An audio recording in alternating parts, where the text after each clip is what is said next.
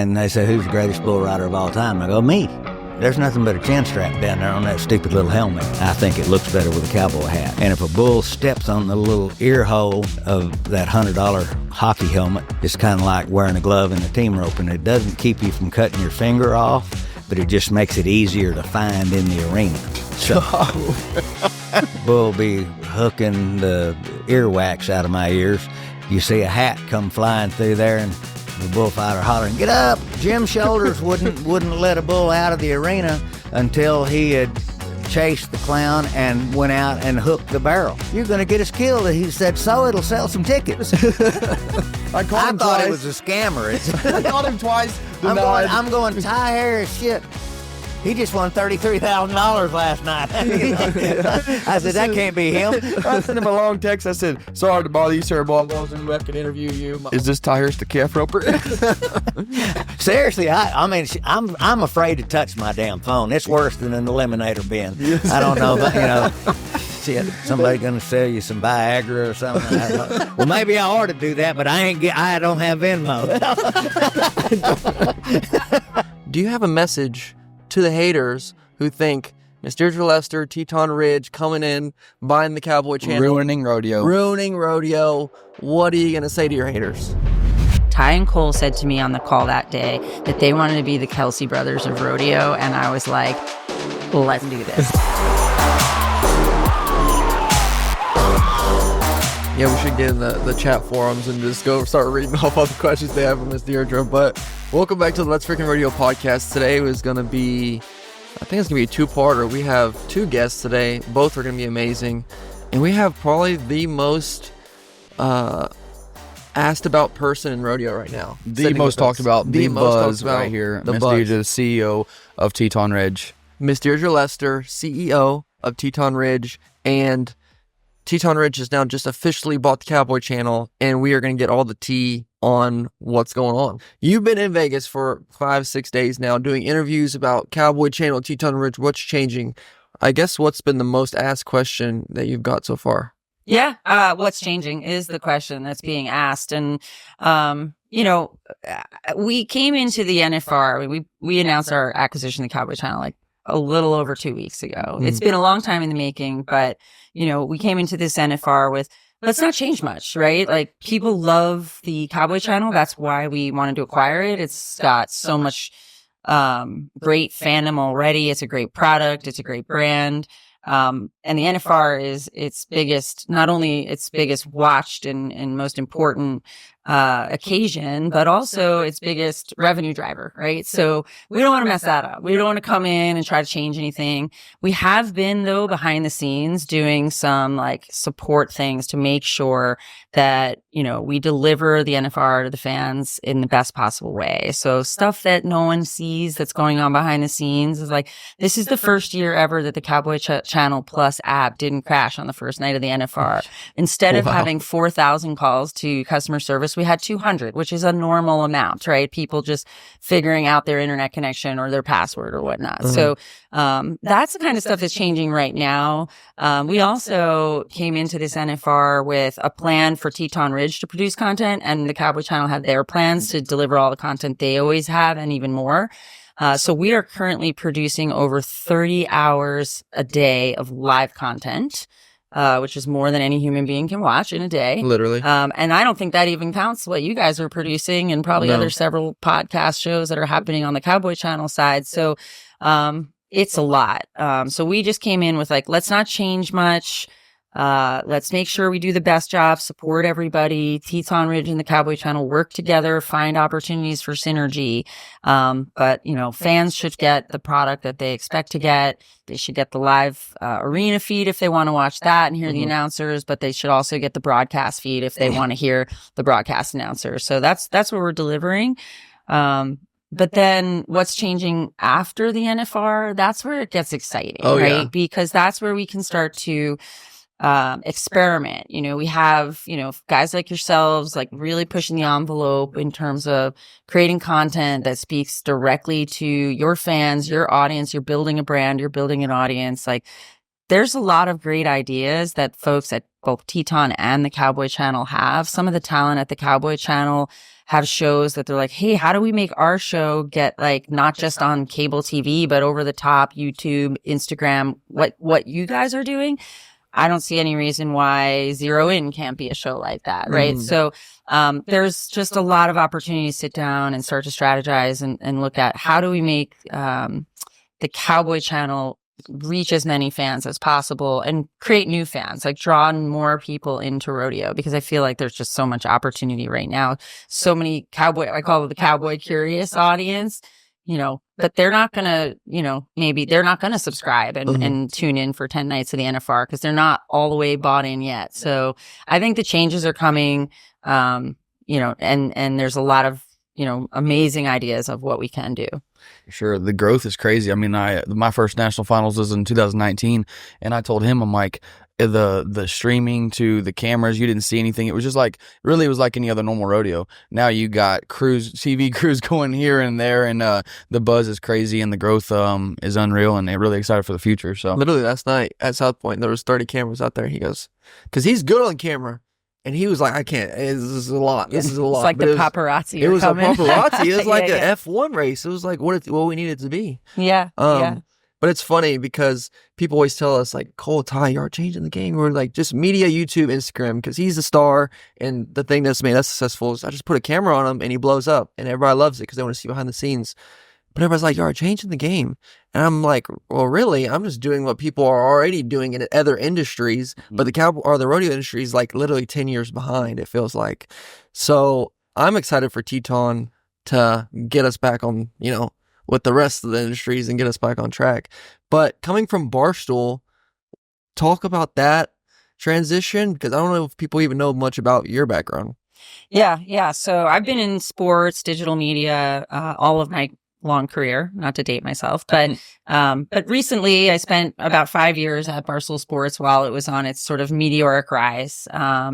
And also, one of the things that really drove Barstool Sports' success was the rise of the podcast industry and being in there early, having, a whole, I can't even remember how many shows we had at Barstool. It was like over 50 at one point. Some of the top sports shows, some of the top lifestyle shows. And we really embraced this new medium that was like blowing up. And, Barstool didn't have a lot of the things that the Cowboy Channel actually has, right? So one of the things I'm excited about is we built a massive business at Barstool Sports based off of personalities alone. Most of whom were not professional athletes. We did start to bring in some professional and former professional athletes, but it was really just the fans, super fans of the sports. You look at Pardon My Take, those guys are they're not even expert analysts. They're just super fans talking about what they love. And a lot of it was based off of like parody of their favorite shows on ESPN. And so, we want to build that here. But what we didn't have there, we had no linear distribution, no television network would air anything we were doing. And also, in fact, ESPN canceled us after, I think, one episode of a show we produced for them. And then, there was no live sports rights, which, with the Cowboy Channel comes, the entire PRCA rights. So not only the NFR, but all 600 plus, PRCA sanctioned rodeos. And then you also have all the American rodeo and all the qualifiers that we've added to that. So we have a lot of content to take to market. And what I want to do is take it over the top, which means, yes, we'll continue to expand the linear distribution, Dish, DirecTV, and then get it to like YouTube TV and Pluto and all these other places that fans are watching, not just fans, consumers, people are that's where people are watching TV now, and they can't get the Cowboy Channel currently. So that's an opportunity for us to unlock pretty easily. So that's like how I compare these two things from like Barstool Sports to Teton Ridge and the Cowboy Channel now is like we have a lot more to work with, and then we want to create around that. For sure. So you've done a deep dive into rodeo. I mean, like, coming from Barstool to now what you're doing and like the knowledge that you've gained in a very short period of time. Could tell us kind of what you've learned about rodeo or what you're grasping. You're obviously very bright. What do you see now that you're getting into the rodeo world?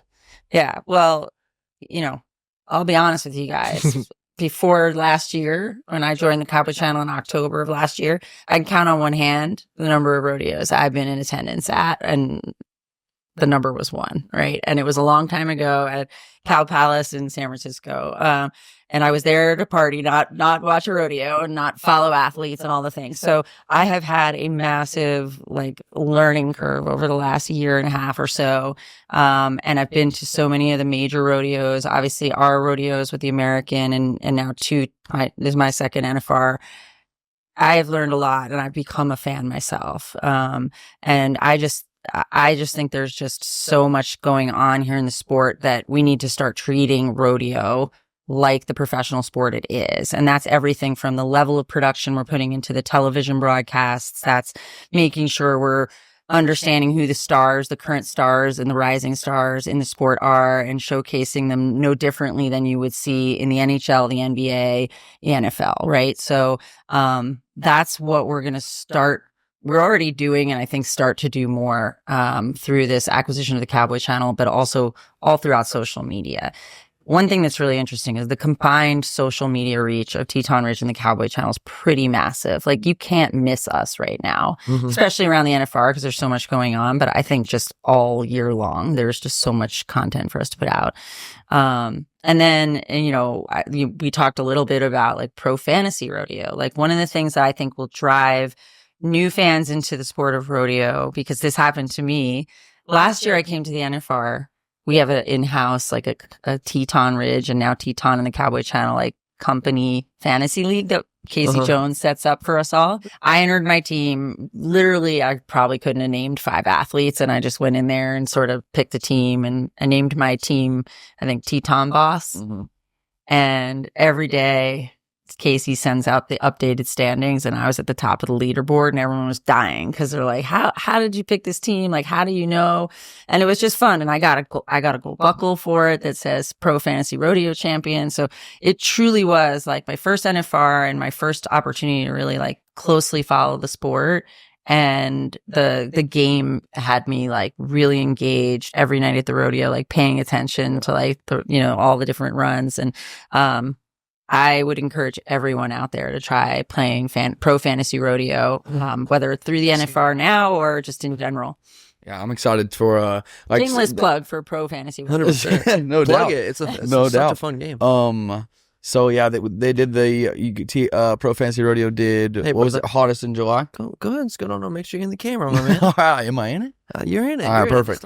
Hottest in July last year, I think Pro Fantasy Rodeo did, and you said they got new stuff coming next year to kind of go throughout the season, so that's exciting. Because yeah, we compete for 10 days here at the national finals, but people like getting to follow the athletes throughout the journey that this season is. I guess it's 300 days of hard rodeoing and that we put in, so it'll be cool to have more people watching and following with a kind of a closer look, realizing that it's not just put your name down for the NFR, you have to go earn it every year. So here's a question for you.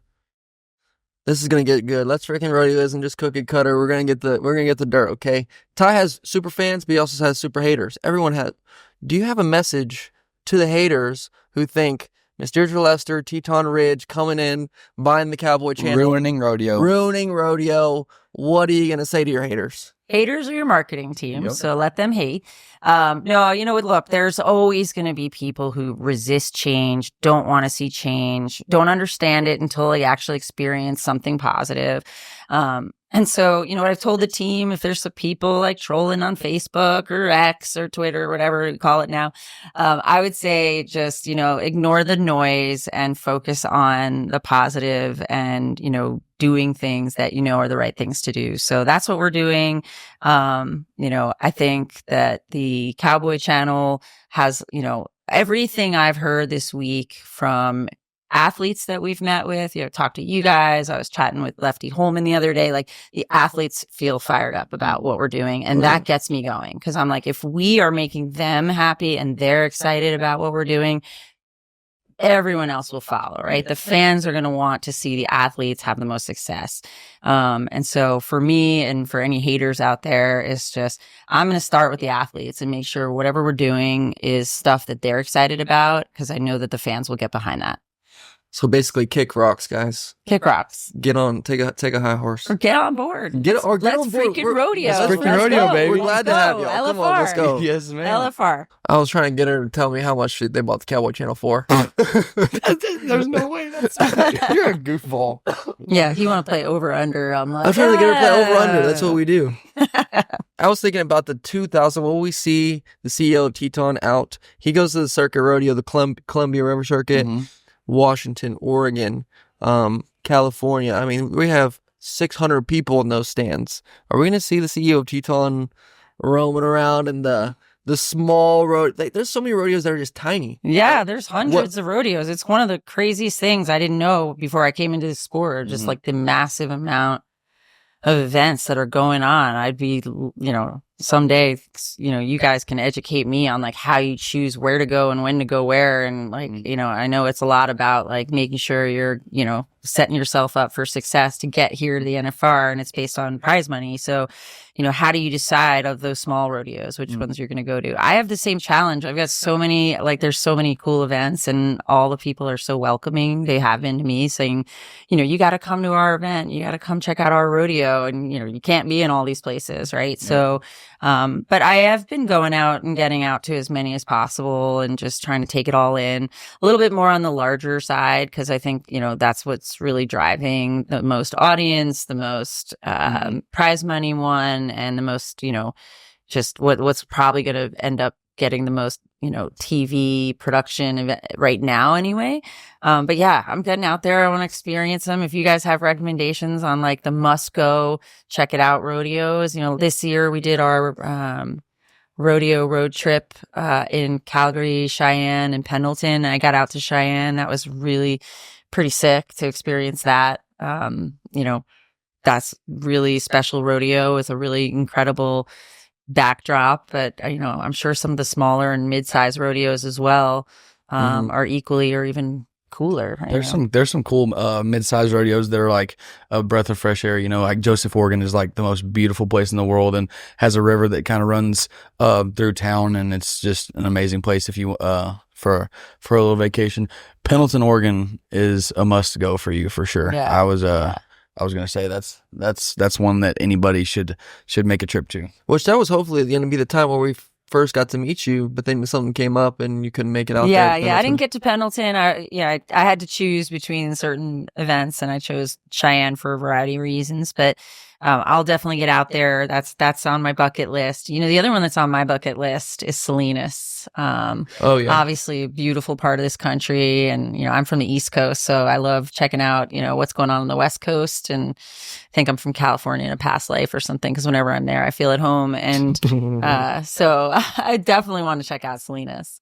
Rodeo road trip next year. I know they've got some big things rolling on that. Anything you'd like to share? Yeah, we're taking the road trip back out on the road, and the goal is to be as many places as we can throughout the season. The interesting thing is Rodeo Road Trip is really, we've modeled it after College Game Day. What ESPN was able to do with that product over the last decade or so is kind of where we're going with our own, obviously, spin on it, and a look at the the uniqueness of all these rodeos and where they are. So we want to be on the road all season. The season doesn't end in rodeo, is what we know. So I think we'll do at least 10 of them next year. Awesome. And we're already talking to all the major rodeos about where those are going to be. That's awesome. The one thing I told you I wanted to say, and you can decide to use it or not, but when I was telling Cole Ty that when you guys first pitched me, and we were all on a Zoom, I had never met you guys, but I had seen some of Cole's past work, and some of the people on my team were talking about you guys. And then we got on a Zoom, and you guys were just sharing your vision for Let's Freaking Rodeo. And the whole time I was so excited. I'm like, these guys have a plan. They have a vision. They just need, us to get behind them and help support what they're trying to do. But I always, when I describe what you're doing here with Let's Freaking Rodeo, I always tell people, Ty and Cole said to me on the call that day that they wanted to be the Kelsey brothers of rodeo. And I was like, let's do this. That is awesome. So I am so excited about what you guys are building, where we can take it. The sky's the limit. And, I just wanted to talk about that because it's been electric to watch you guys get this thing off the ground while you're out on the road competing all season long. And you're sitting here today. You just won round 3 last night, and you've got a lot more to go. And the fact that you're putting in the time to do this is pretty awesome and shows a level of commitment that you have to be successful in the media industry. Oh, for sure. Thank you. That just gave me chills when you said that, because me and Cole talked about it. You know, we knew we could do it. Obviously, he's been successful with everything he's done, from videoing to podcasting to everything media.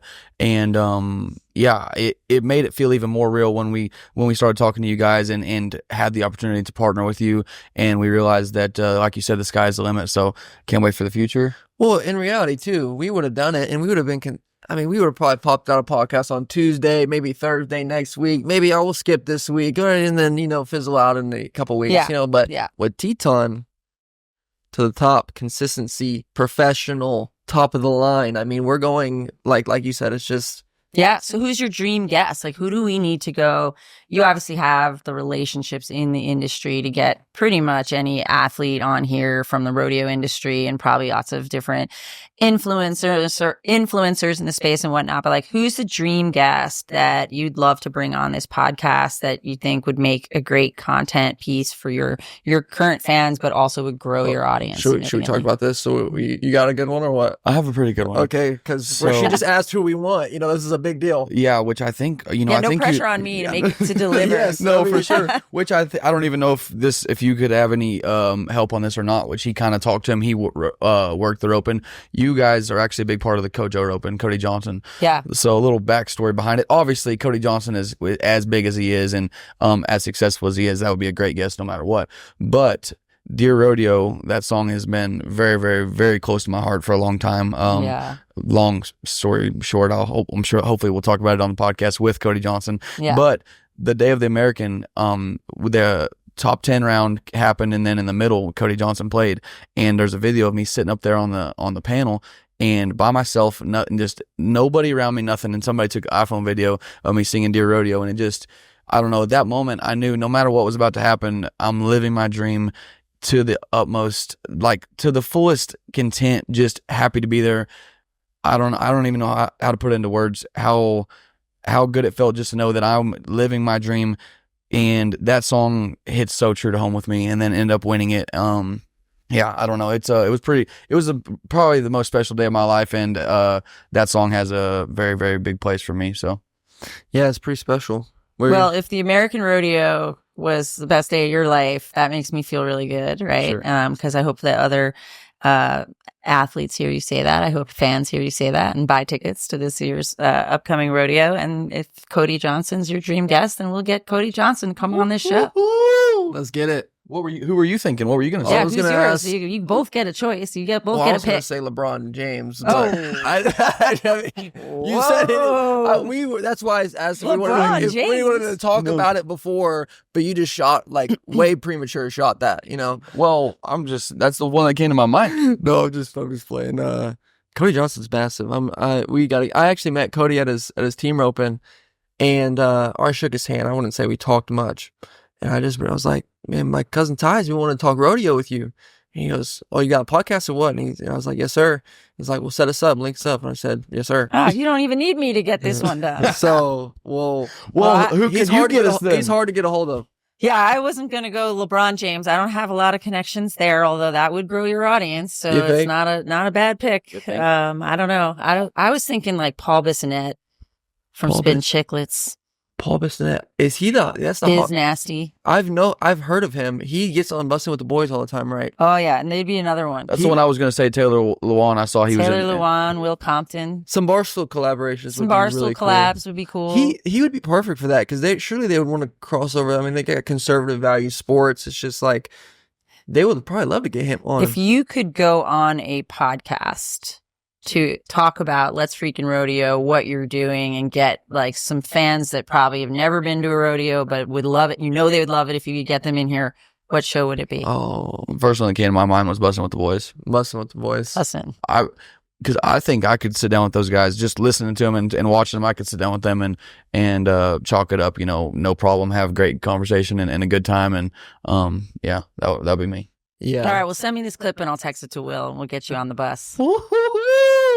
Come on, let's freaking rodeo, baby. Let's freaking rodeo. Well, first off, what do you want to see more from us? What are some things that we can improve on, or may not even improve on, but things that you think you want to see more of from us? Yeah, female guests. Yeah. I'm the first. Haley Kinzel, where are you? Where's Haley today? Gosh. She's having an NFR. It's Holy pretty exciting. First three go-rounds. First three go-round. No, her schedule is crazy. This is a hard time. And barrel racers take like the most insane care of their horses. The stuff they do, I mean, there's no telling the hours that she's putting in. Like her and her mom. Well, sisters, I mean, she is Sister's the most, a pretty incredible horse. So one of the most famous people at the NFR. Even she's signing all the time, which is interesting too. That y'all have a Teton Ridge athlete, and y'all are the Cowboy Channel now. Y'all are the media, and y'all sponsor specific athletes. That's kind of interesting. Yeah, we're doing it all, right? So we're in all of it.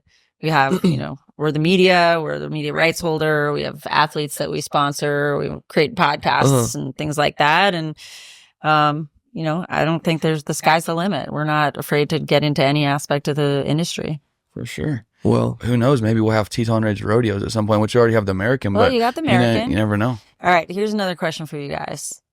If the American were to travel to any country in the world, where would you like to see it go that you think would, again, grow the brand, the sport of the American, but from an athlete perspective would be like just sick to be like performing in the American rodeo somewhere overseas? So, well, to me, I think there's already like quite a few fans in Australia. I have a pretty good following in Australia. I think like 7% of my followers are from there, but they love rodeo already over there, and I think that would be a badass place to visit. I know they just had a bronc riding over there, but I think that would be huge. You? I mean, my pick is Brazil, obviously, and Brazil you're already doing a contender series. Yeah, Barretos, partnered with them last year, but they don't have calf roping.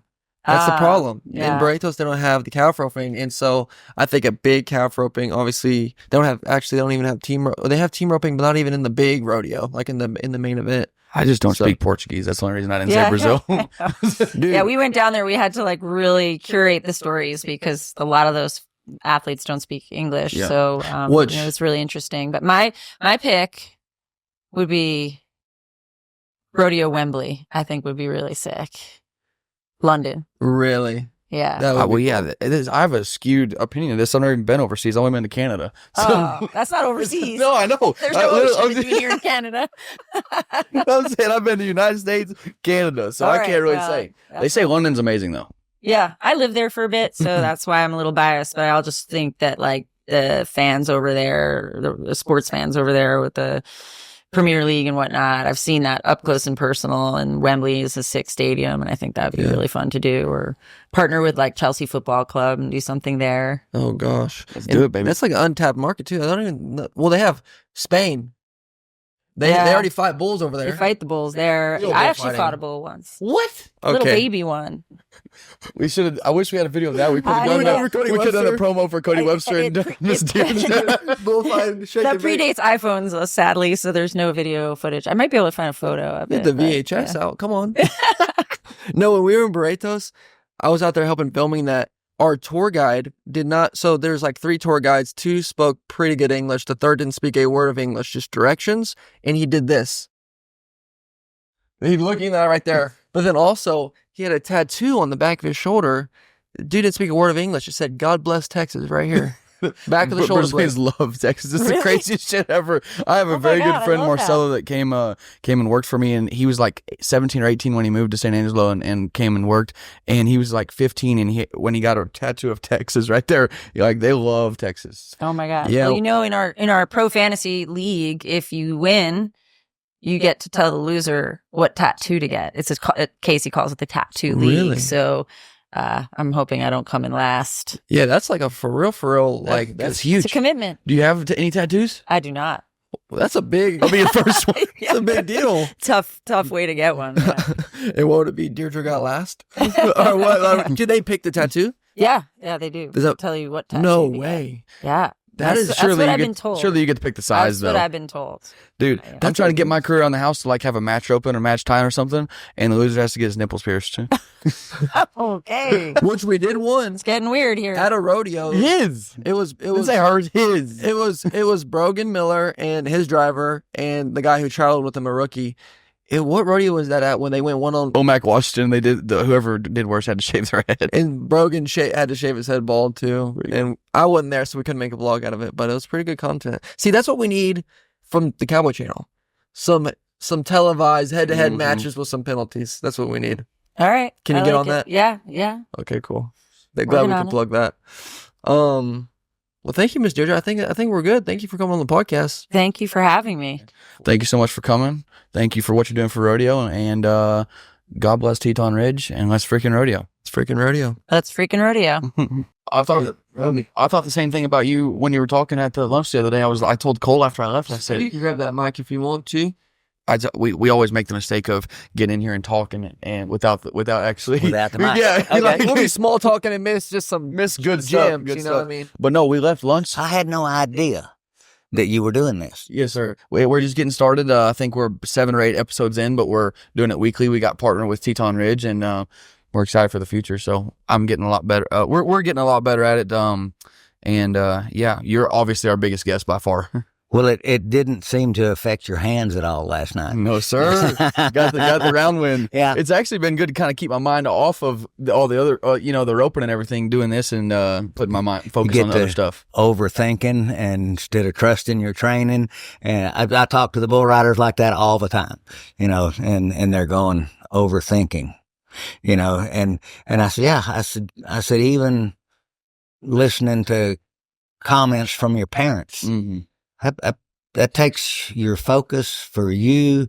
That you know how you feel when the I call it calf roping feel, when you get out perfectly, you and your horse, or he's in the right lead, and it's a bull sense, calf roping sense, yes, sir. That sort of thing. Anything can alter that chemistry inside because we don't have a switch for it. Take you all of that feel. Exactly. Yeah. People call it the zone or whatever you want to call it. But, sometimes it happens, like you said, it happens without even realizing that it does. And that's one thing that most instructors in any sport, with golf, bull riding, roping, you can't teach feel. There's not a training program for that. Part of the feel is you walking through the pen of calves and pushing them over and, feeling their flanks, or, just little things that nobody would think would mean a hill of beans, but there you go. Exactly. Well, that's what they say, that the greatest to ever do it aren't that good of coaches sometimes. Some end up being really good coaches, but some don't. Like Michael Jordan can't coach because he's sitting there just like, I can't coach the feel. Well, I'll argue that a little bit, because what you want from a Michael Jordan is not how to dribble the basketball or which offense to run. It's when you're in the heat of the moment, you got to have a field goal, and he's coming down the court. Uh-huh.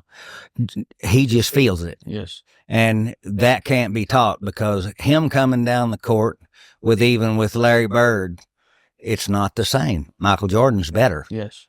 And, in clutch moments, people ask me about my toughest bull. Well, there is no toughest bull. I mean, one of my dads bucked me off at the finals as hard as I've ever hit the ground on my butt, and I couldn't breathe for 30 minutes. I mean, it hurt like heck. But the best ride I ever made was on Red One.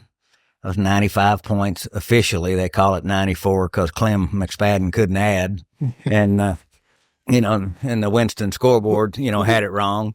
But it's in the record book as 95. But the circumstances made that ride, in my mind, the best I ever did, because I had to deliver on him, 10th perf, had to be over 90 points to win the average, and I was 95. And, to make that ride, you can't be thinking about all those numbers and everything, because they're going to be what they're going to be. Exactly. But I delivered on that moment. And so that was the toughest, best ride I ever made, Mm-hmm. And so, rodeo is, the closest sport to it, in my mind, is professional golf. And I'm coming to find out, the more golf that I try and play, that mental scars may be worse than physical scars. Yeah. They say you're quite the golfer. I can play golf, pretty good. I mean, I can go to a pro-am and not embarrass my team too bad, but I shoot between 74 and 82 every time. That's pretty good. Pretty good. So you said something at lunch the other day. So backstory behind why I got the idea to call you. We went to the Choctaw lunch the other day at over there at the Circa Hotel, and I left and I called Cole and I said, man, I've never got the chance to be with anywhere in the same kind of room as Mr. Donnie Gay, but the whole time he was talking, I'm just at the edge of my seat listening. I mean, he's electric. Everything he says, I was just holding on to but it's everything you say makes so much sense and it means a lot, Well, and people ask me, how I train for broadcast. I didn't train for broadcast. I just never ever shut up.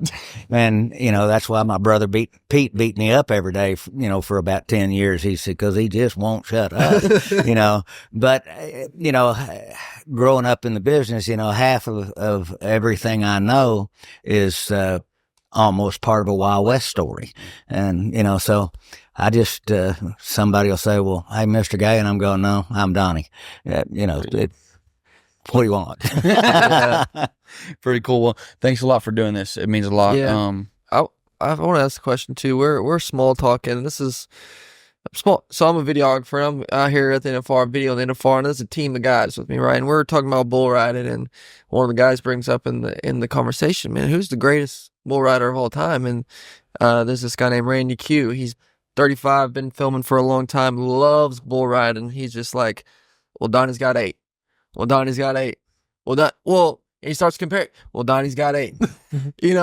So, talking about MJ, you're the MJ of bull riding. I mean, I have a lot of fun with that because, the one thing about me is you don't really have to wonder what I'm thinking because pretty quick I'm going to say it. And they say, who's the greatest bull rider of all time? I go, me. And that's in my mind, I wanted to be the world champion bull rider when I was 5 years old. I mean, you got to remember now the setup is the Mesquite Championship Rodeo started in 1958. I was 5. And my dad's partner to get this venture going, Jim Shoulders, 16-time. He's the greatest cowboy in my mind ever. They were partners. And so I grew up. I didn't get patted on the head very much. I got kicked in the butt a lot. But I didn't want to be, Jim Shoulders had won 7 of his 16 world titles in the bull riding. And, I thought that was cool, but I never actually thought about his record. I wanted to be the world champion bull rider. And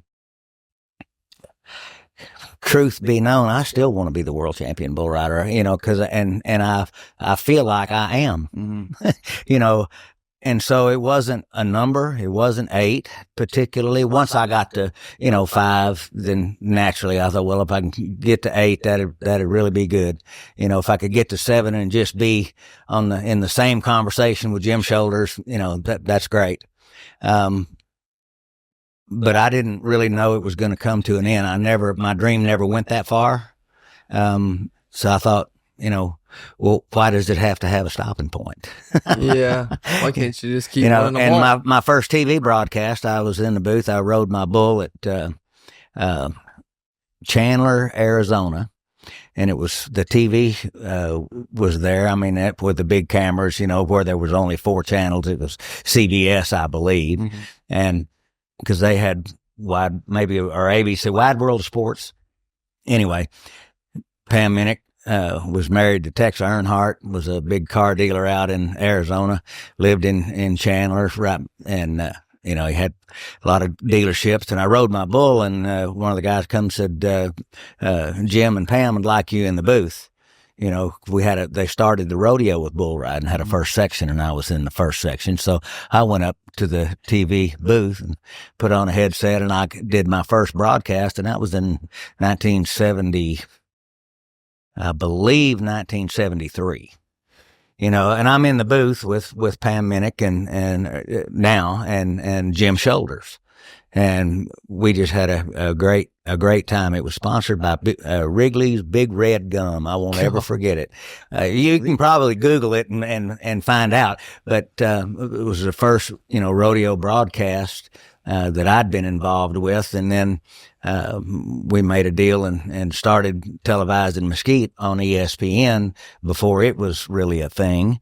And they filmed it for a year, and then they dumped us, and we got to watching ESPN, and they were doing reruns.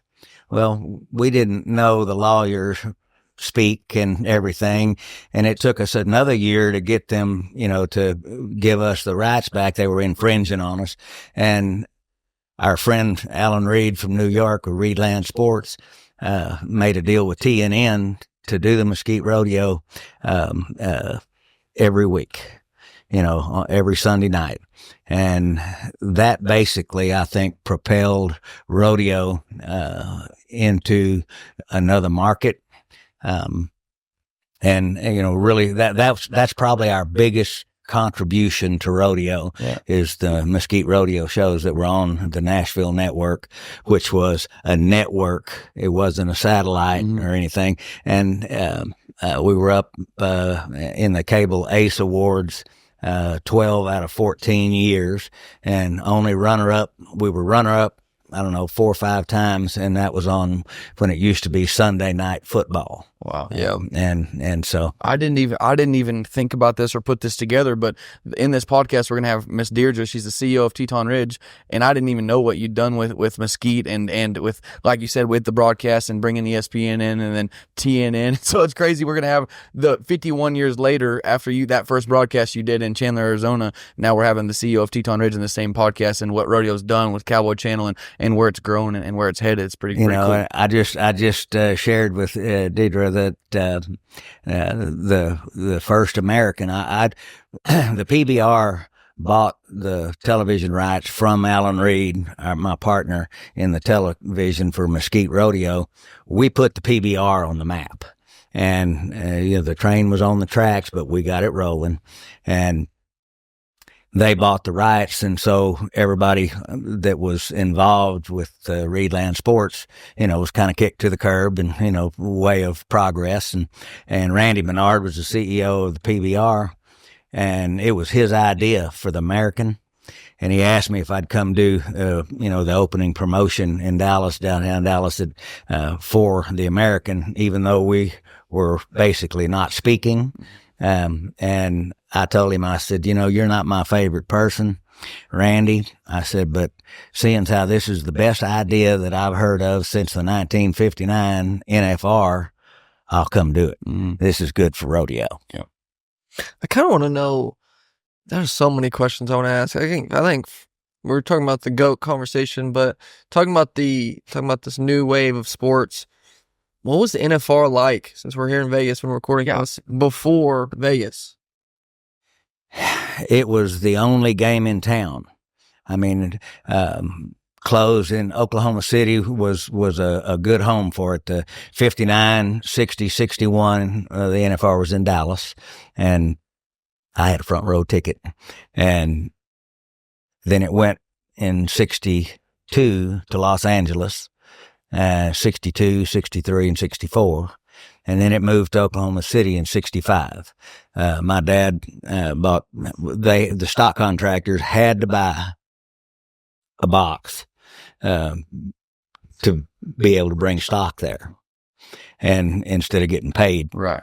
Well, those 12 tickets that my dad bought in Oklahoma City were right on the end of the left-hand delivery buck and shoots, first row.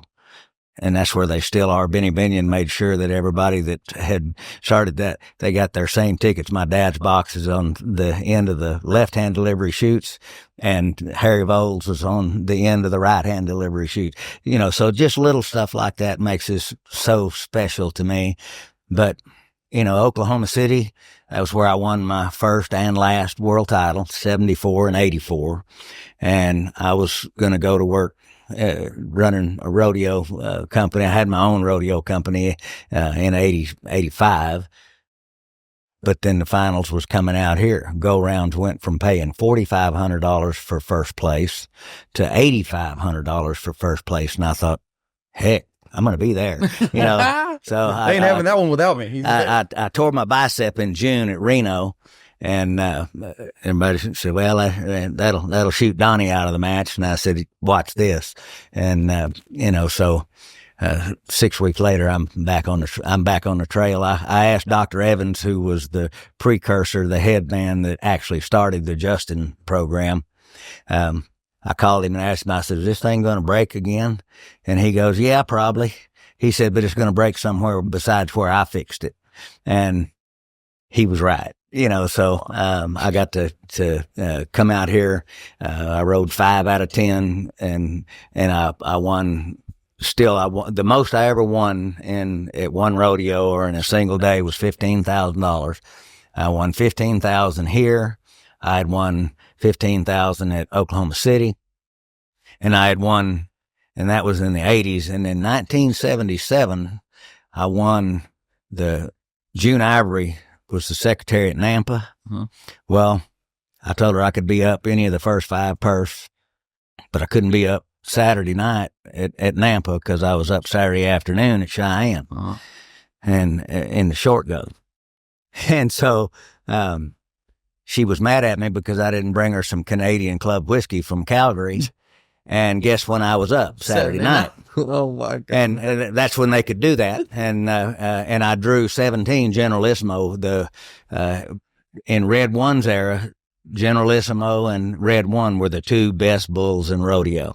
And I thought, dang, well, so I've got a bull in the short go at Cheyenne. I rode him, won the short round and the average, jumped in my airplane, had somebody pick me up at the Nampa, Idaho airport and take me to the arena. The barrel race was going on when I got there, and I won Nampa that night. And I won $15,000 that day. Unbelievable. And that was in 1977. This is like winning $150,000 now. Oh yeah. After the second performance, Tristan Hutchins had won $51,000 and Josh Frost had won $48,000. The first year I won the world championship, I broke a record that had stood for 20 years, set by Jim Shoulders. He had won a little over $28,000 in the bull riding in 1954. 1974, I won $30,300, including what I won at the NFR, my first world title. And these guys won $20,000 more than I did for the whole year in 16 seconds. That's awesome.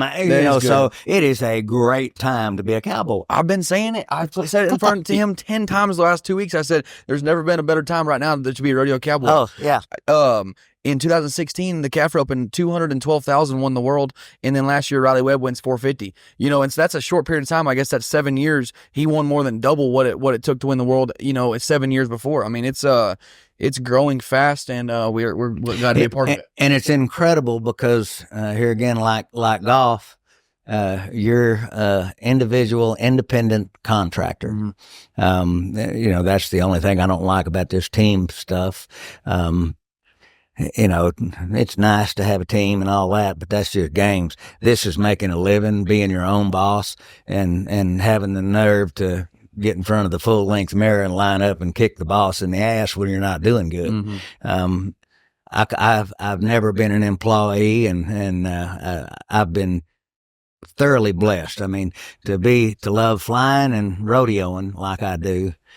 Being 71 years old, still flying my airplane 2 rodeos, although I went from bull riding to bull, shooting a bull, I'm still connected. And so, I've had, maybe as good an end to this business as you could have. It's pretty awesome.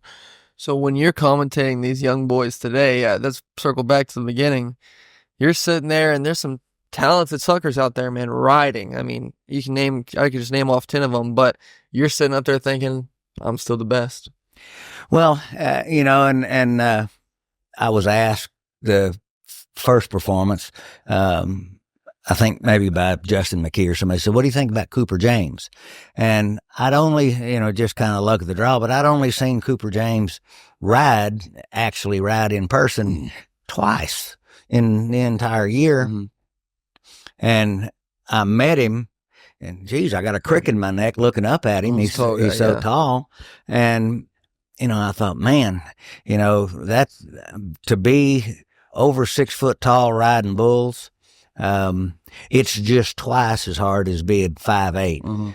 3 pounds in my weight could make a difference as far as mentally I was concerned whenever I was riding good or bad, and that it gets into that excuse category.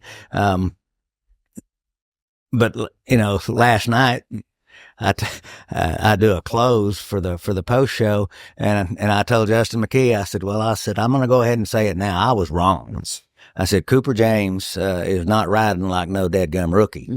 I mean, he's just not. And as big as it don't matter. He's got good bull sense. Hey, and I have no bull sense, but I told you the other day at the lunch, I said, I watched this guy and met him at Phoenix, and he's the real deal. You can tell he's got that aura about him, that confidence, and he's I don't know about bull riding, but he's a dog. And he's such a pleasant, fun guy to be around. I'm telling you, I like the shit out of him, and I don't even know him that much. And the thing about Cooper that we've seen is some guys, and I don't know, you can talk to me about why and the fundamentals and why this happens, but some guys just stay on, and then they get the score, and he goes high scores, but then that thing, round 2, he ended up getting like a 70-something, but he just stays part of on. that was on the judges. Okay. They marked him down, and I knew what was coming. But I said it right before the score came out. I said, this was almost a really, really good ride. It was going to be in the deep money, but he's going to lose some points that last half second that he was out of control. He just gritted his teeth and didn't let go and got the whistle. He rode good, extra good for 7 seconds. But that last second, he was getting bucked off. Well, they just trashed him and went to 79.5 or something instead of, he should have been 81. And somebody said, that's not that big a deal. Well, it is that big a deal if he's ridden, 7 out of 10 at the end of the rodeo, and then it's on points. That 3 points can make a difference. Exactly. So you're saying the judges sometimes the last second, it really sticks in their mind when they're giving their score. I thought that they took that away like they do if you miss a lick in the spurn stroke in the bareback riding. They'll really dock a cowboy on his ride portion, the ride versus the animal. But in bull riding, you have to, that's why I think you should have had to have competed in all the events to be a judge. There's points, there's plus points or minus points for for effort. That's nothing but cowboy try, and it's almost like they want to take that out. Like if you get out of position, go ahead and get off. We're not going to let you win anything. Well, that's wrong. And they may know a lot, but they don't know any more than I do. You think? And so I know I'm right.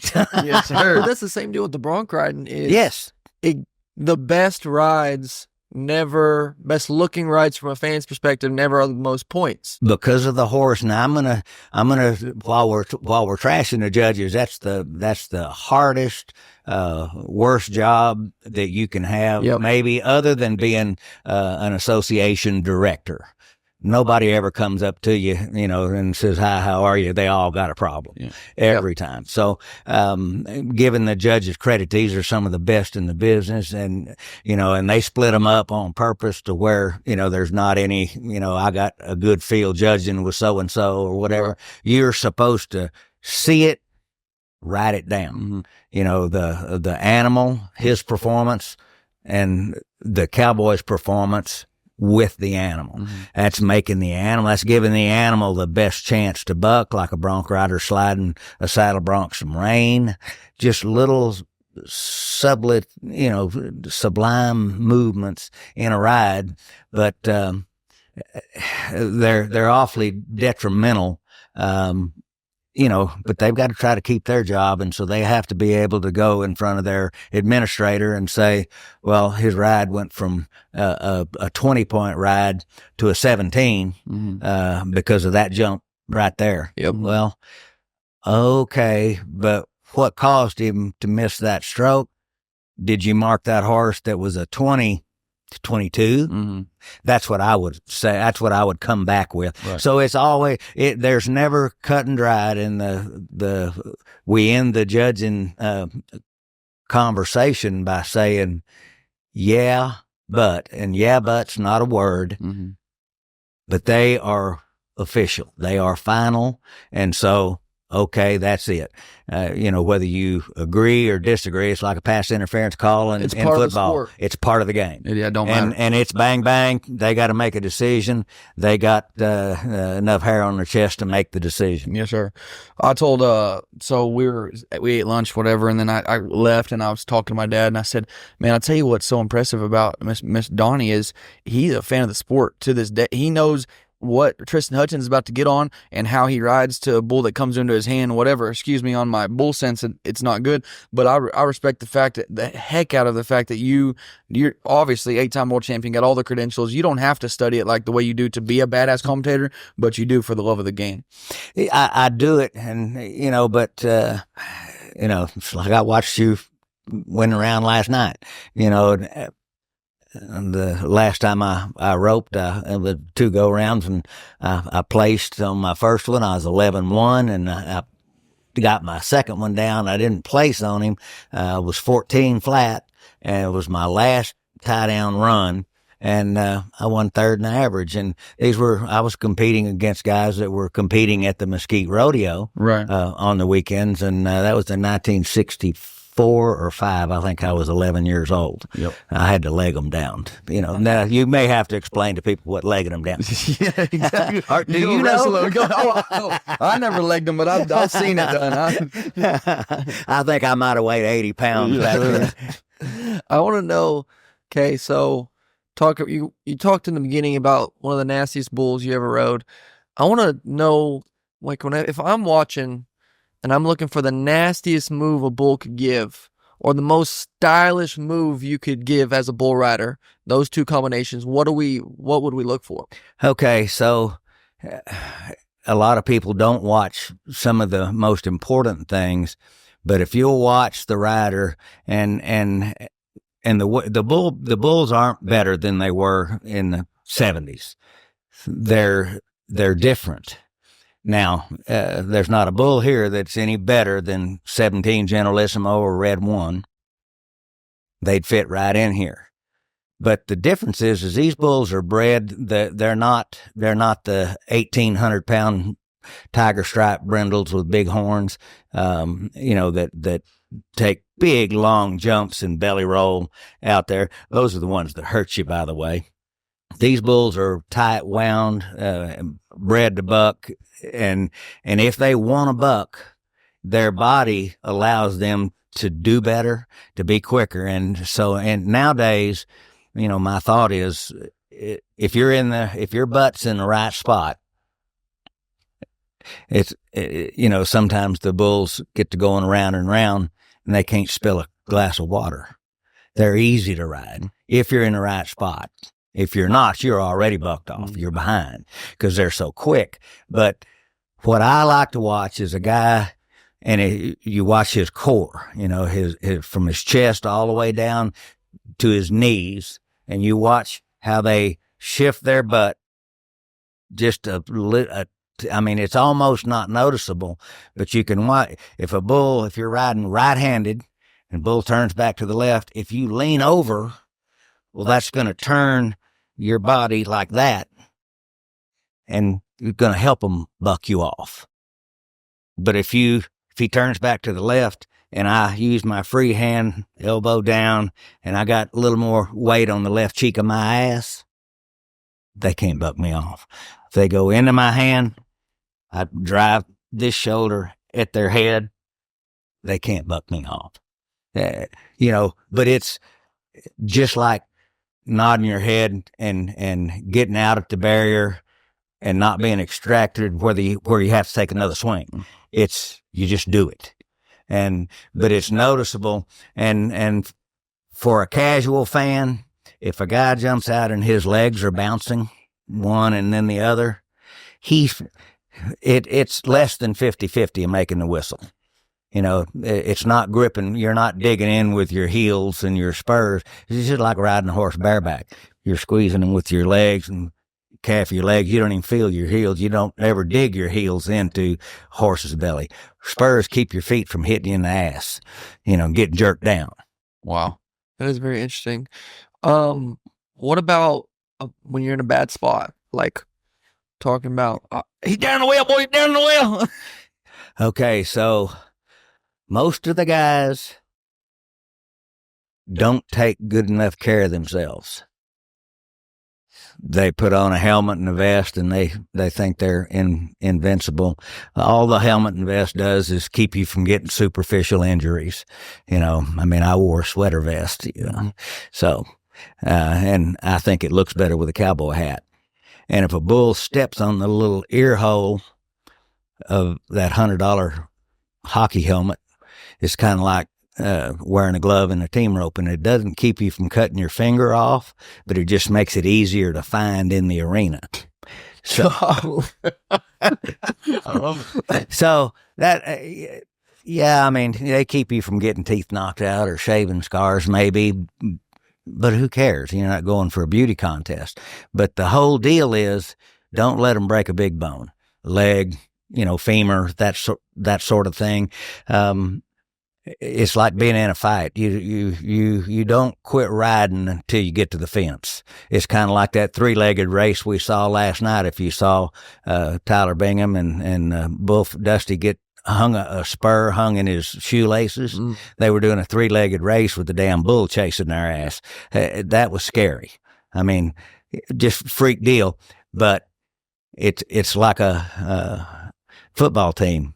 If, you can have the greatest linebacker on your team in the world and think you're going to the Super Bowl, but what do you do when he's sitting over on the sidelines? He's not very good over there. So what you're saying basically, so everybody talks about Kai Hamilton wearing a cowboy hat. You rode in a cowboy hat. Yeah. So it does protect superficial injuries, but sure, to the common fan, they think, they're way safe, and Kai's an idiot for riding without a helmet. He would have been knocked out, helmet or no helmet. It hit him right there, and there's nothing but a chin strap down there on that stupid little helmet, and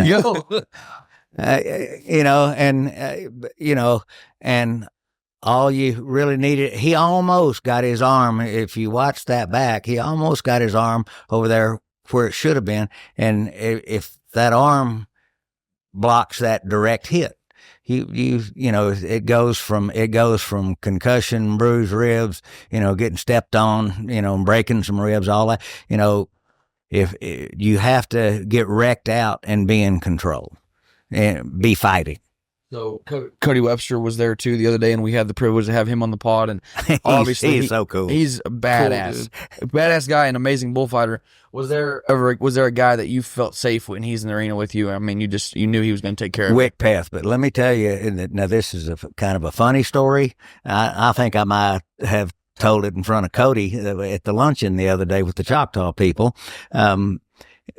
Wick Path, he set the bar for guys like Rob Smets and Skipper Voss and the bullfights. They became real athletes. When I started rodeoing, other than Wick Path, Bob Romer, they were all good guys, but we spent more time, drinking beer after the rodeo than in the arena. But there've been many times, a bull be hooking the earwax out of my ears, and you see a hat come flying through there, and the bullfighter hollering, "Get up!" that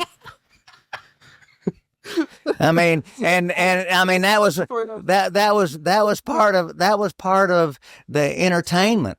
They left you to die out there.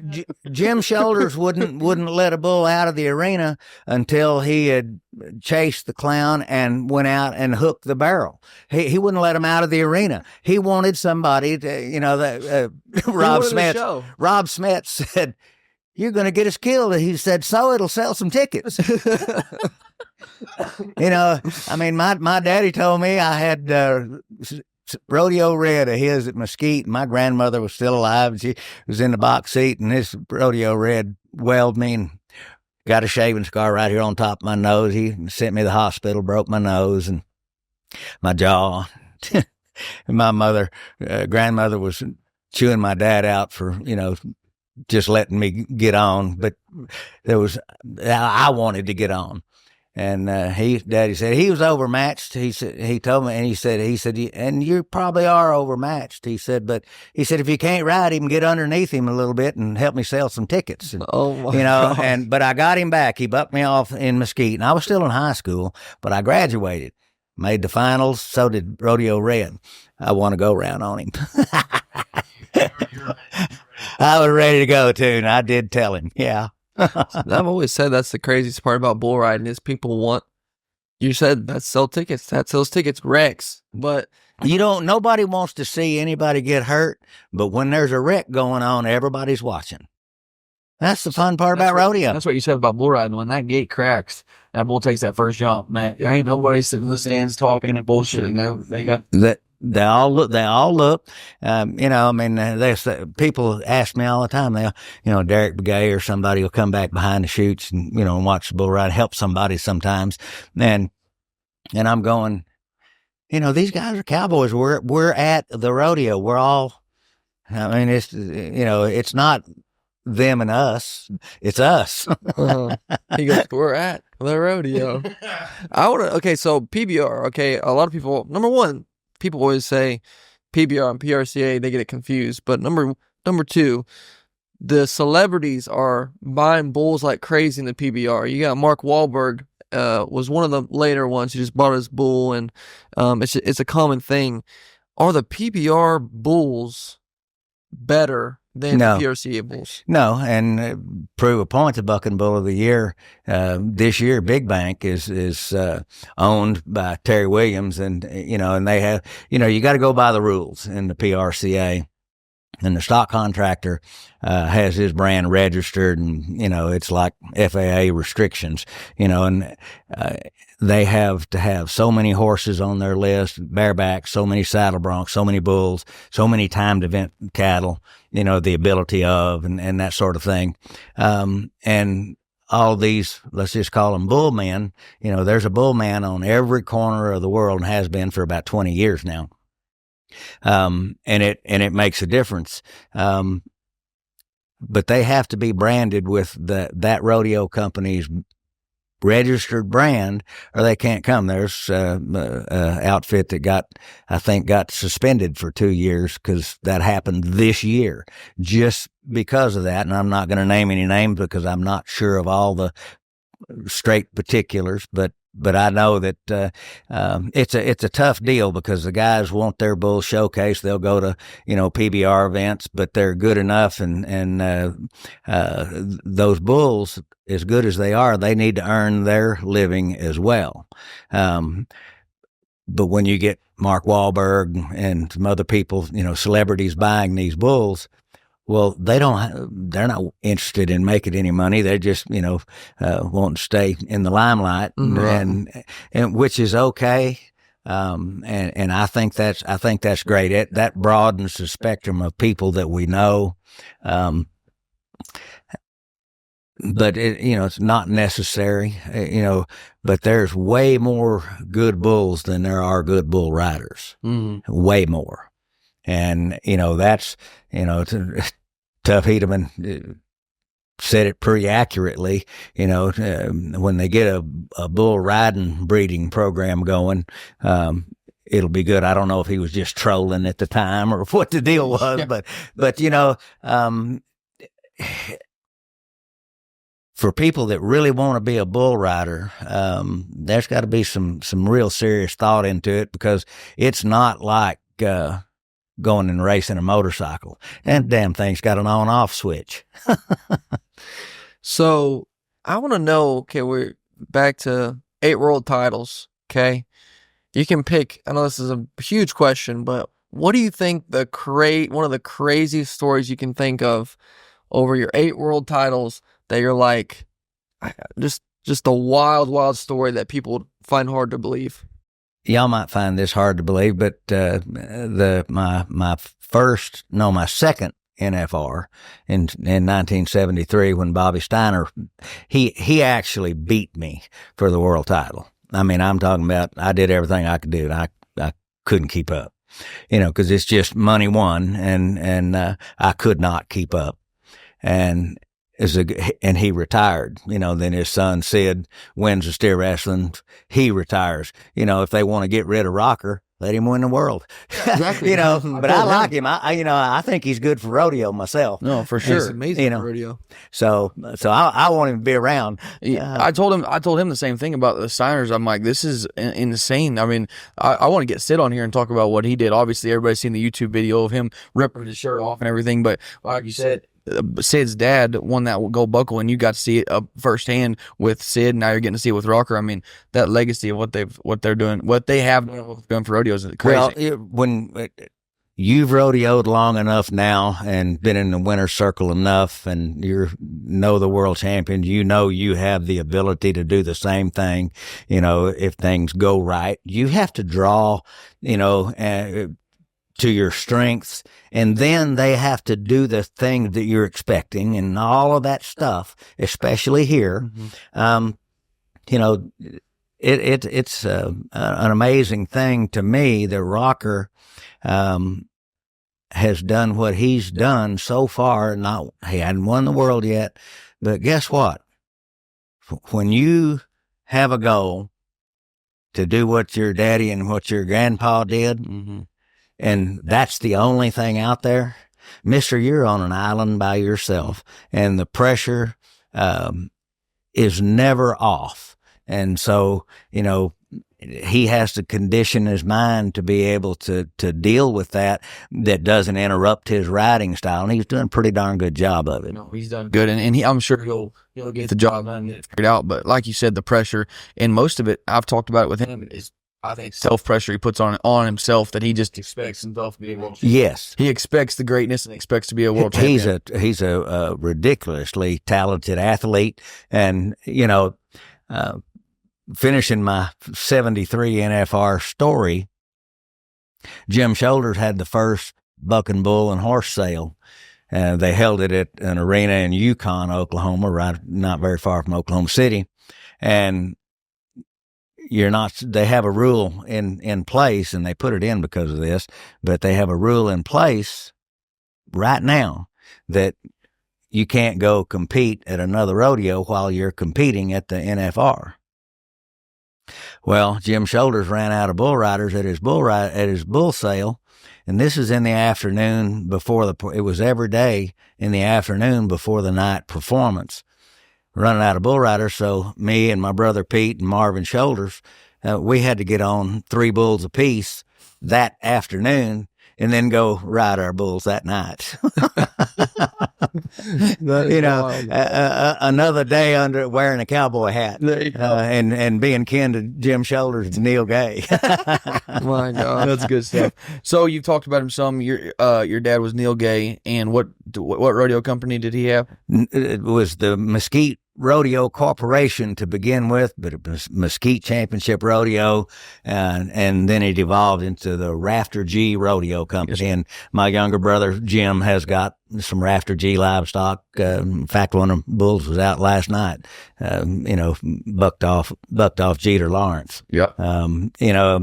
But it's still a rodeo family. Sure. I'm the general manager for Frontier Rodeo. Yes, sir. They just won their 10th consecutive Stock Contractor of the Year award. And, so what are y'all going to do different? I said, if the wagon ain't broke, don't be beating on it. Don't fix it. That's right. So I'll put you on the spot. Who's going to win the world in the bull riding? Josh Frost, I think. He's going to have some competition. Tristan Hutchins and Clayton Sellers look like maybe going to have a battle royale for winning the toughest rodeo to win, the NFR. They did really good last night, and they both drew right at the top of the herd tonight's performance. So, those 2 guys to win the rodeo. Josh Frost, I believe, he's been runner up 2 or 3 times. But those world champions are gone.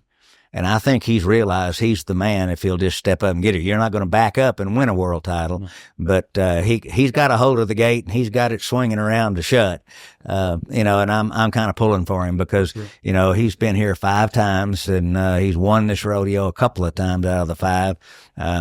that right there is resume enough to be the world champion bull rider. But it's anybody's game, as much money as it pays. But I never really worry about the numbers until the 7th go round, and that's in any event. Yeah, sure. You know, because once you get to 6, even if you've bucked off of 5 in a row, you can still win as much as anybody else has already won the next 5 go rounds. Exactly. You know, so it's that's just what makes this. The PRCA is the best organization because of 2 things. One is their rule book, which always needs some tweaking, but the rule book and the National Finals Rodeo, that sets it apart. I don't know why you'd want to be anywhere else. Yes, sir. That's a reel right there. Was we good? That shit. That's good stuff. What so I've done this before. He knows how to do it, man. Sage Kimsey went PBR. He had initially when I had heard his goal was to try to get your His goal record. was to win 9 world titles. That's what I thought. And he had the best opportunity. You know, all he had to do was keep rodeo and keep showing up. But as you further along up and down the trail doing this, plus the injuries that just happen, there's some erosion there. But in my mind, that goal got a little tarnished simply because he had some problems with PRCA administration. Mm-hmm. I think that had more to do with it. I was disappointed, that he took leave of what, in my estimation, I said, after he won, I think he'd won like 4, and I said, there's no reason in the world for him not to win 9 world titles. Mm-hmm. And, but that was, life is about choices. Yep, it is. Yep, it is. It's hard to, I think, too, when you have a hesitant kid now, and then, the money he can make in the PBR and stuff and everything, but he's great for sure. Wow. He's But a good guy, too. but if you start only riding bulls on Friday, Saturday, and Sunday, you become a weekend bull rider.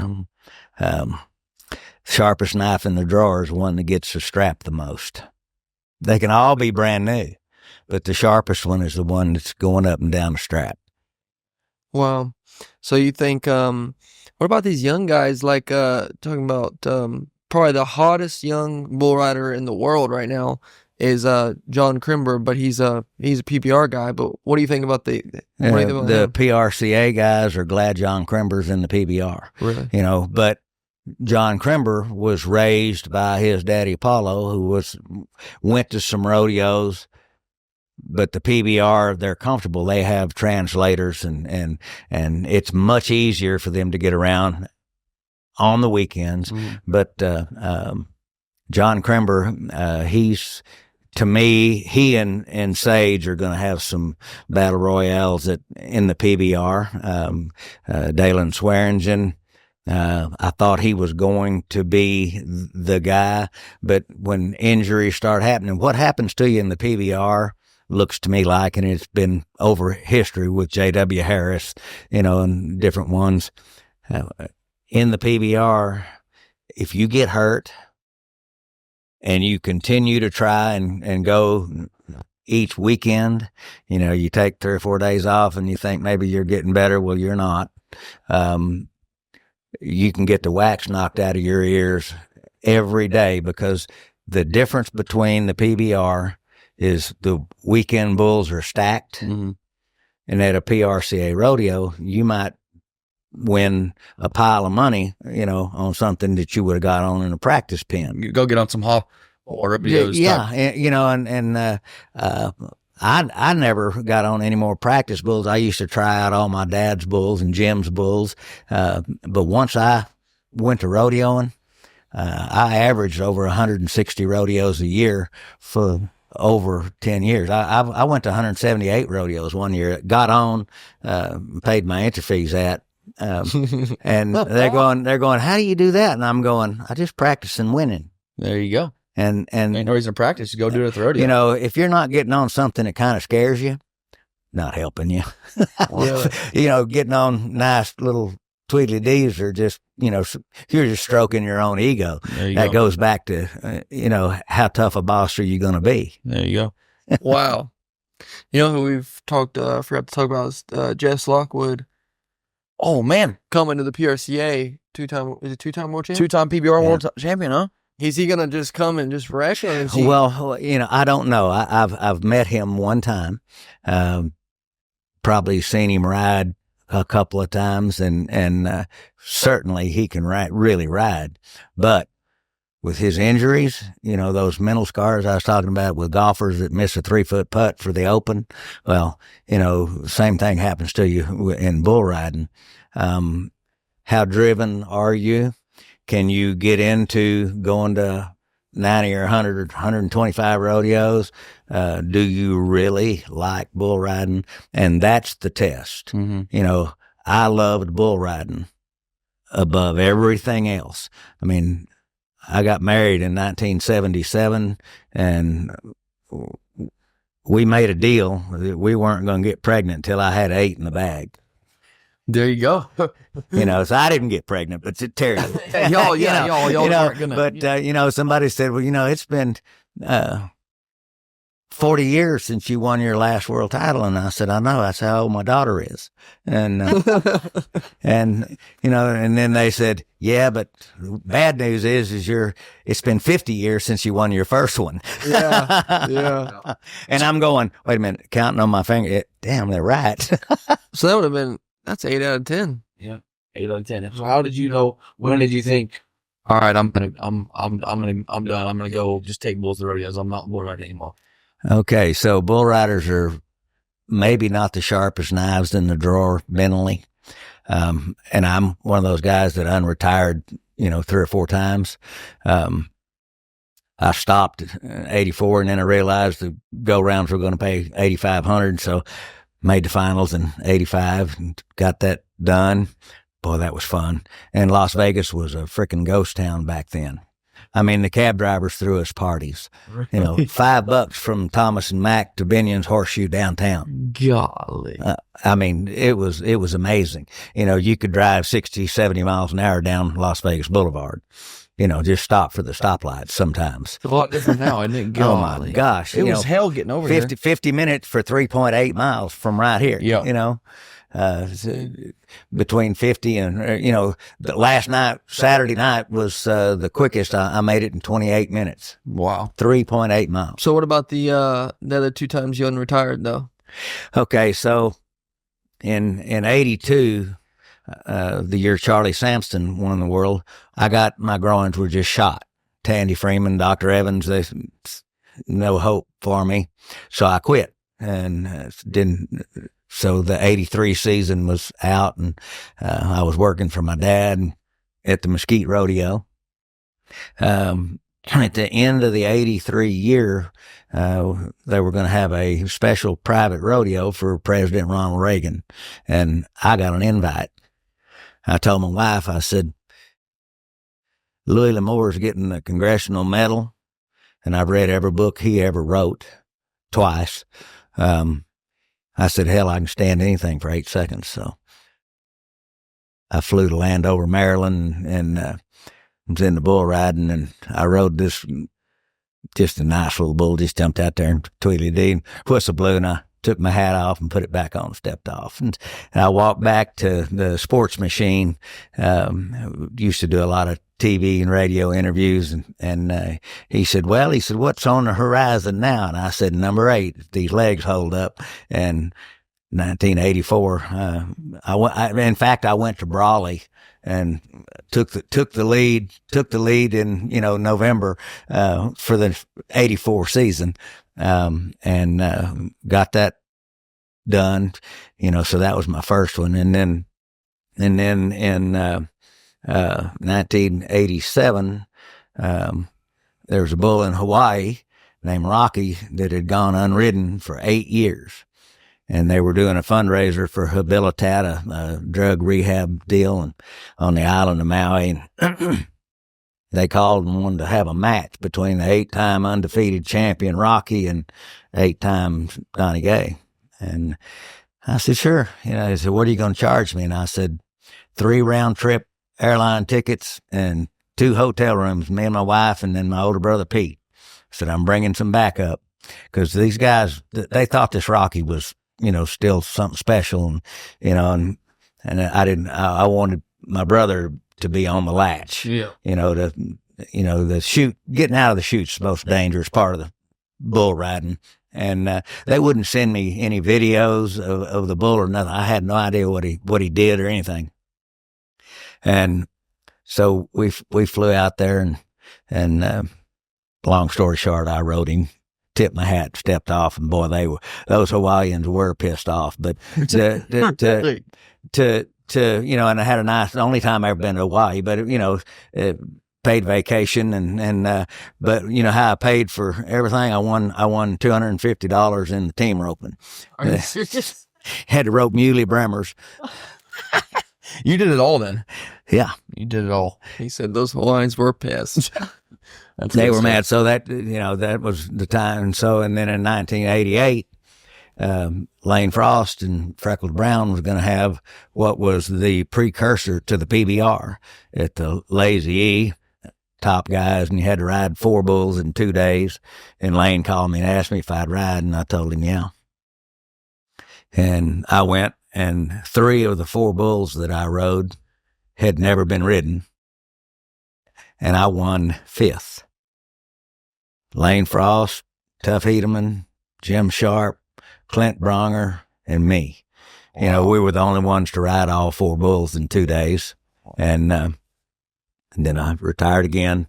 And then Lane called me in 89, and he'd gotten married to Kelly and wanted to try to get back home is a little easier, and wanted to know if I'd buddy with him in rodeo, and he'd go in the airplane. And I said, this would be fun, and I was producing rodeos at the time. And that was a memorable year.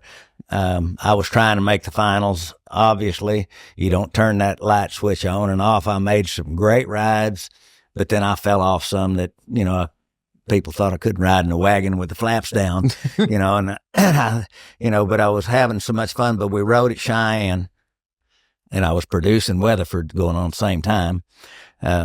So we rode at Cheyenne, got in a plane, we flew to Weatherford, and we rode our bulls there, and my wife was doing all the work, and my brothers was putting on the rodeo for me while I'm out having fun. Mm-hmm. And we had slack and tie down roping and everything after the rodeo, and Lane, he stayed there and babysat Tally a little bit. They always having fun, and he caught a ride with some steer wrestlers back to Cheyenne because he made short go and I didn't.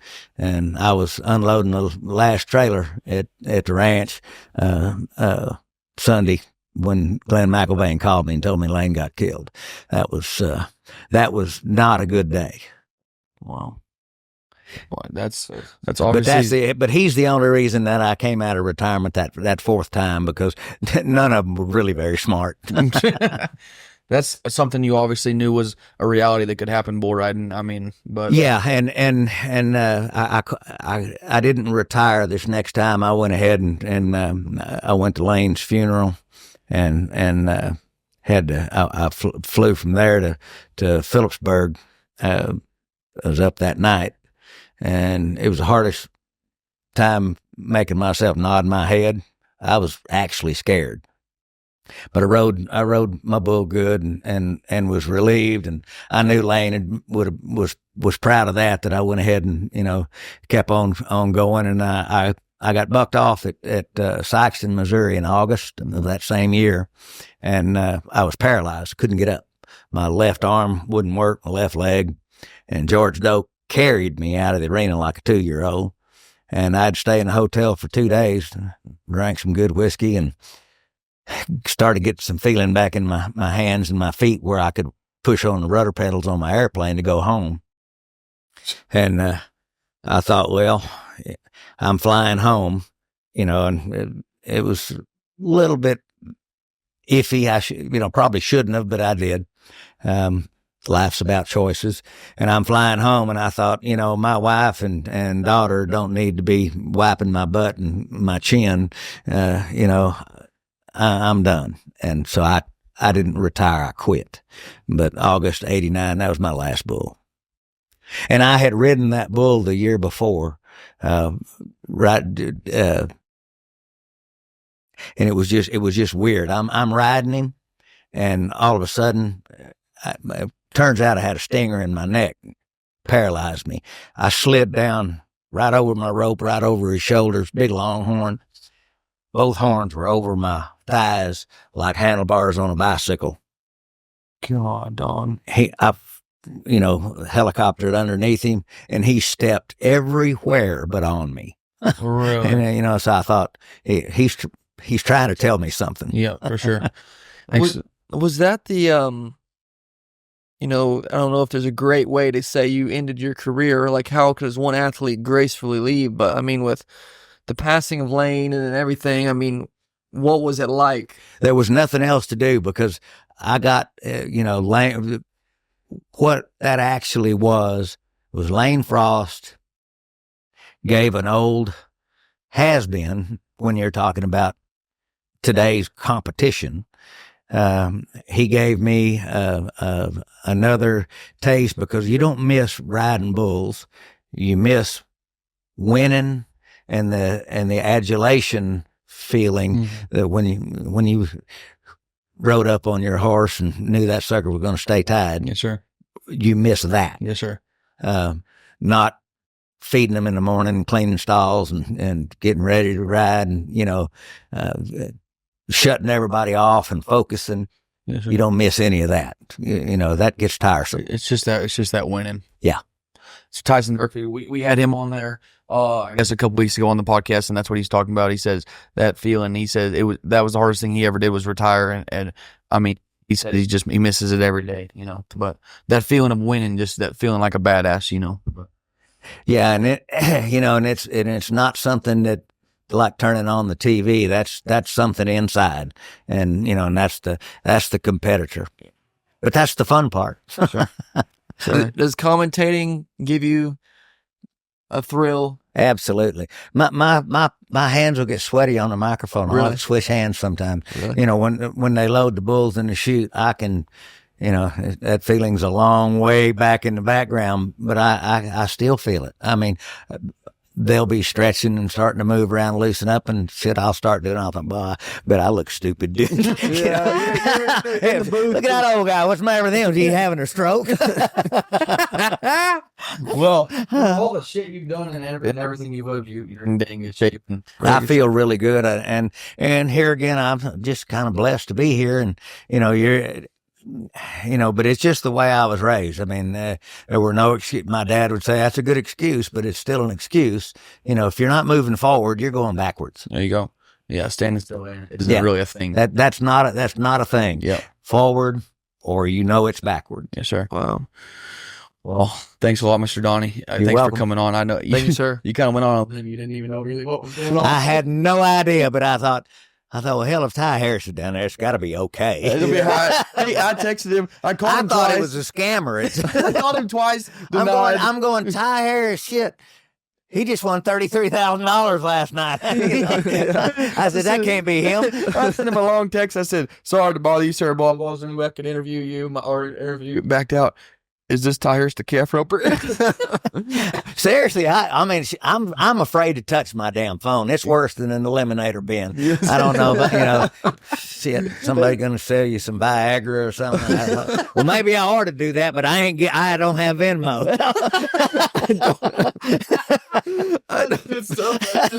That's good stuff. Thank you, sir. And that was awesome. Thanks a lot, sir. All right. Have a good one. Thank you, sir. You too.